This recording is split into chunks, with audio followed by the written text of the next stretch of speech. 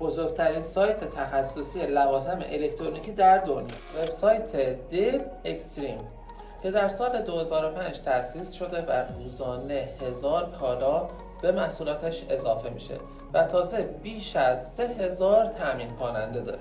جالبه بدونید این فروشگاه تا حالا 16 میلیون کالا رو به بیش از 3 میلیون نفر در 200 کشور مختلف دنیا به فروش رسونده. محصولات این سایت هم تنوع خیلی بالایی داره، هم تخفیف‌های خیلی خوبی رو روی محصولاتش ارائه میده.